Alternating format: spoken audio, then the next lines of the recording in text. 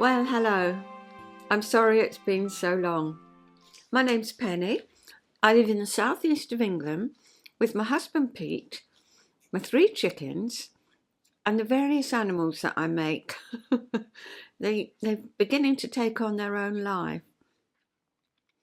I've got a sucker sweet because I've been quite poorly. Well, I have. No two ways of getting round it. Pete and I both caught the lurgy, and well, it could be a lot worse, couldn't it? But this lurgy seems to go on and on and on. My favourite thing is this Ricola, Echinacea, honey and lemon. They're so smooth and they're so helpful, and I'm hoping that they're going to keep me going whilst I talk to you. I've got a drink too, and this is my first day up, really. Well, you know, I've been up in my cosy clothes, feeling the pits, really. But I thought today, come on, pull yourself together, have a shower. I've missed my hair appointments, so that's going out of shape now, but, you know, there's worse things happen at sea, isn't there? I'm in the warm. I haven't felt much like eating, actually. So probably the appetite will come back. Enough about me. I just wanted to let you know where I've been. Other things have happened too, but I'm going to tell you that at the end, because I want my composure for the beginning. So, where should we start? Well, can you see Charlie? He's my boy. He's my little messenger boy. Come on, Charlie. I think I showed you Charlie last time, didn't I? He's a chimp, remember? Remember the difference between a chimp and a monkey? Strong arms, no tail. Now here's my little messenger boy. You do all the messengers for everybody, don't you? And in the book, he has got a beautifully bright jacket and trousers and shoes, and I really thought my Charlie was going to enjoy that, so I knitted it for him. It didn't suit. Isn't it strange? It didn't suit. So I made this one. I think this one, yes. This one is his chums next door. I thought, no, I think Charlie will look all right in that, and I think he does. He's got Holly the Hedgehog's bag, so I'm going to have to make her something else, but she doesn't mind because it means that he does all the messages and she doesn't have to. She's palled up with, well, they're in there. I'll show you them all next time. But he's a joy. He's such a cutie, and he looks so young, doesn't he? You're gorgeous. So that's Charlie the chimp, and he's fully dressed now. He doesn't need, you know, as we said last time, he loves swinging along and doing all the messenger. He doesn't need shoes. He's quite happy. And that's you, isn't it?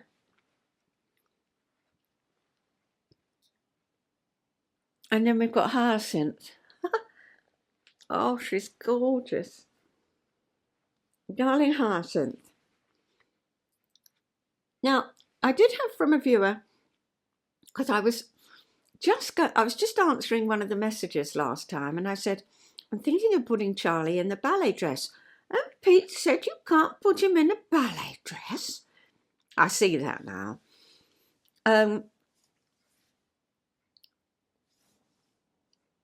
So she said, in Cincinnati Zoo, the hippos, they do like ballet. And of course, I don't know if you've seen Fantasia. In the 1940s, I think it was, that Walt Disney made the film. Just animation, but with classical music. And of course, Hyacinth is one of the hippos that appeared in Fantasia. Well, you're a descendant of, aren't you? Yes. Not the actual hippo, of course. You'd be too old for ballet if she was the actual hippo. So she has her little ballet shoes on, and let me show you. She has her little crossover.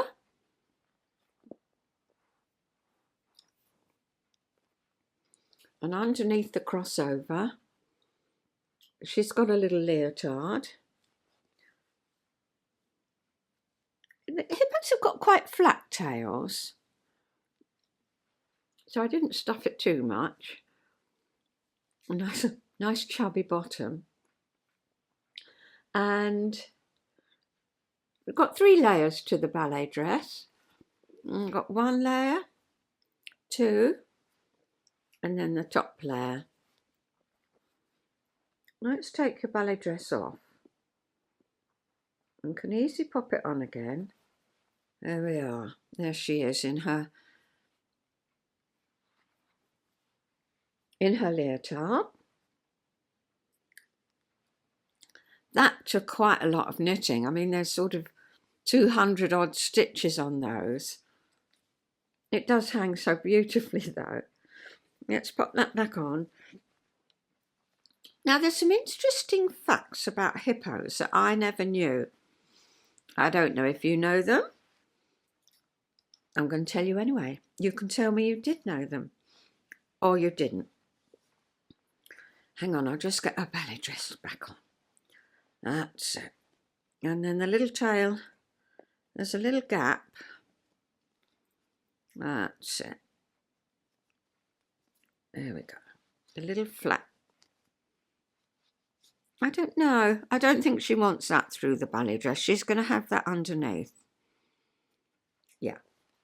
She's got her little tail underneath. That's good enough. Oh, dear. Getting ready for the performance. It's quite something, isn't it? There's a little hole along the side here. That's it. There it is. So beautifully designed, these patterns. So beautifully designed. There we are. Pop that round there. And it does up beautifully. There she is. All done up.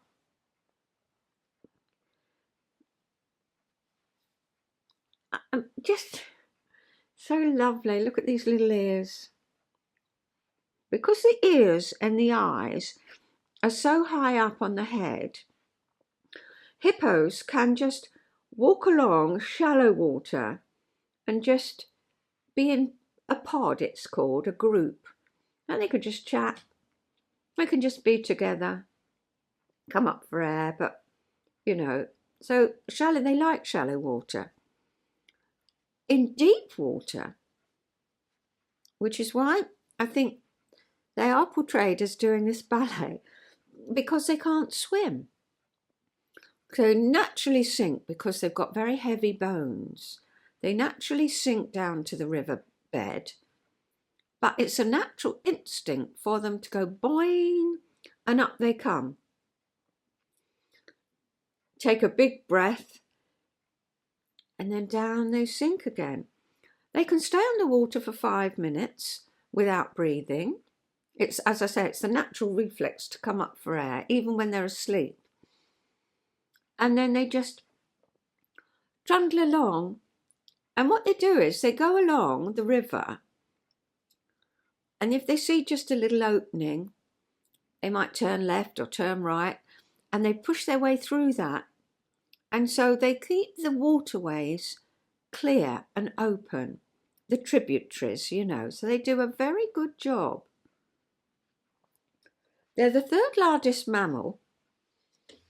Elephants and rhinos are bigger. And they're called the river horse, hippopotamus, river horse. They can walk and run on the bottom of the river. And you know, they produce their own sunblock. It's a red, oily substance because, I mean, obviously it's very, very hot and they've got quite thin skin. So if you fancy seeing them on Fantasia, Hyacinth, her name is. Yes. And I'm going to put a link here.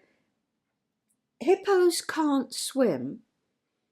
The Natural World, BBC, David Attenborough. And he does do just a 6-minute little film on hippos.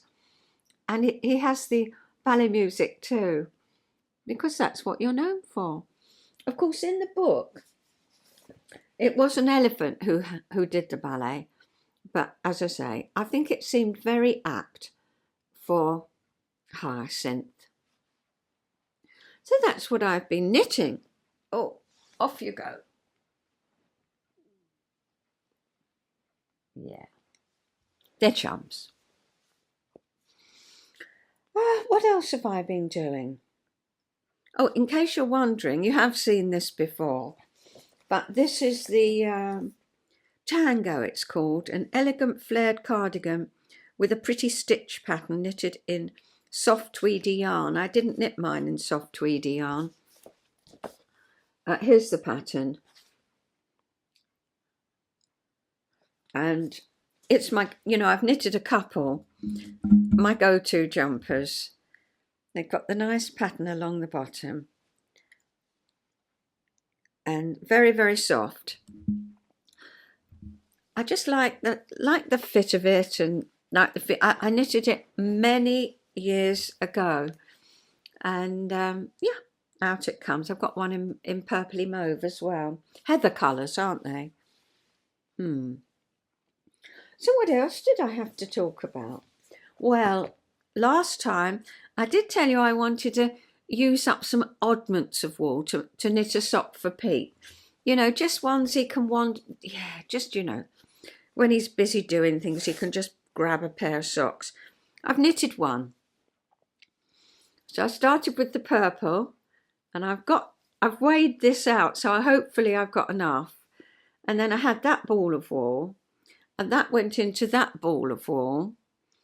And then I had the green from John Arbon in Linton, which is where we used to go on holiday, actually. We love Linton. Anyway, and then a little bit of, what colour would you call that anyway? Lots of anyways today, isn't there? I just thought it went. So that's his eclectic sock. But there we are. Why waste wool if you can get a pair of socks out of it? So I've got all the different bits, and I did sit the other night and just darn his toes, because he does go through them. He's a busy boy, isn't he? And yeah, so I did patch up some socks that needed doing, finished off that one, and then I've got the next one to do in my project bag. Socks. So that's that. I made my... Do you remember me saying last time, when I'm in the mood, I'm in the mood, and I get things done. If I don't want to do it, I don't do it. I mean, crafting's all about wanting to do some stuff, isn't it?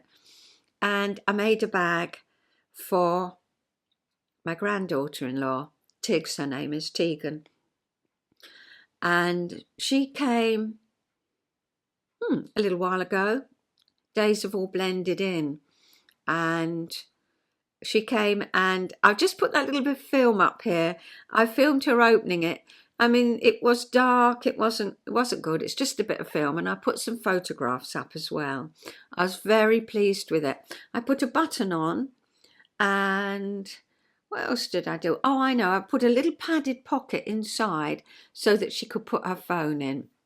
I thought that would be nice. I'll put that up here. So gorgeous. I thought you could put your phone in that padded pocket and zip it up. Yeah. And it wouldn't fall out. Oh, it's nice because you have like easy access to the yes. like extra bits. Just the phone, yeah. So, whatever. Oh, wow. And it's so deep. Yes. And then I put the button on because I thought sometimes you want it done up, if you know what I mean. Yeah. Now that button can sit inside that little flap or outside. Yeah, so Oh, Do you see what I mean? like this? Yeah, just Oh, like that, orange wow. side. And then it's got matching buttons here. And then it's got a little handmade This is so label lovely. there. Oh, good. I'm glad you like I it. love it. It's so nice. It's so. I like how long the handles are. That's one of my favourite bits. You can like. Yes, you just have it there, don't you? I'm not taking your face. You just have it there, don't you? And oh, it's so nice. Yeah, it's good with the button because then yes, if I'm out about town, exactly, I can button it up and I don't have to worry. Yeah. And then I can just slip my hand in and grab my phone in the little pocket. Oh, it's perfect. Good. Oh, thank you so much. You're welcome. It's gorgeous. Look at that. Oh, I love the pink. Oh. So I was pleased with that, and she was thrilled to bits with it. And then I have made the quilt for baby, great grandson due on the 2nd of Feb. My granddaughter hasn't been that well. She's had the lurgy, the same as us. And that's not nice when you've got a 3-year-old and you're heavily pregnant. They did tell her the baby was small, and now they've told her the baby's big. And you can see it anyway. It's a big baby, but we'll see, won't we? So baby's due on the 2nd of Feb, as I say. So I thought, right, come on. I was just in the mood, got the bag done, made the quilt. And I've pieced it together. And now it's round at Smart Frogs at Alison's, and she's going to quilt it for me.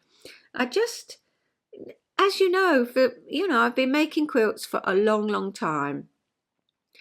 Well, we say 25 years or something, and I've never, ever had them professionally quilted. I've always done everything by hand.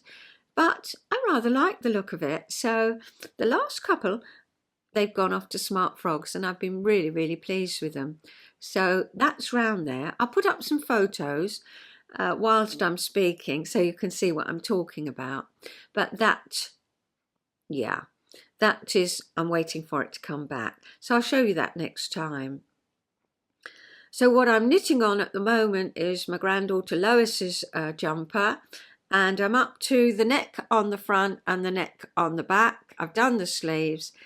It's a very complicated pattern-wise. I mean, if you can knit and purl, I always say you can do anything. But, the pattern says what you've got to here. And you've got to get this bit of pattern right. And then you've got this bit of pattern right. And she doesn't say, she just says carry on in pattern. So you need a bit of a noddle to do it. And my noddle hasn't been there, but I feel like it's coming back now. So hopefully what I'm going to do is I'm going to write out, I mean, it's only a question of 10 rows. I'm going to write out the rows. It's worth that time, I think, to work out the pattern and then get it right. Otherwise you're guessing. You're guessing where you are when it's a 36 row pattern, so every row's different, and it's not one that you can even guess. Anyway, so hopefully next time I'll have that to show you, and I'm really looking forward to giving it to her. So I think that's all there is for this week. There's a little film at the end because after I filmed my last one on the 5th of December, we went for a walk along the sea, and there was this bit of a ship or boat, not ship, bit of a boat that was on the beach, and it was just a lovely sunny day. We've got a lovely sunny day today, which is, I'm glad. It got me up and it got me thinking, come on, you can do it. So there we are. I think that's all I've got. Yes, we haven't been anywhere, but I've got some very, very sad news now. And I'm putting on my big girl's knickers and I'm just putting a smile on my face because I want to tell you that my dear mum, who you've got to know so well, haven't you? My dear mum died on the 31st of December. And she went into hospital. I said, Mum, do you want to come round today? Oh, yes, dear, she said. I think it would be a good thing for you to keep your eye on me. And she stayed the night. And in the morning, she wasn't very well. And I phoned I was blessed, really blessed, because you can't get through to 119 or whatever it is. What is it? 111. No, they weren't answering. But I had the telephone number of the nurses in a nearby town, and I phoned them and said, about Mum.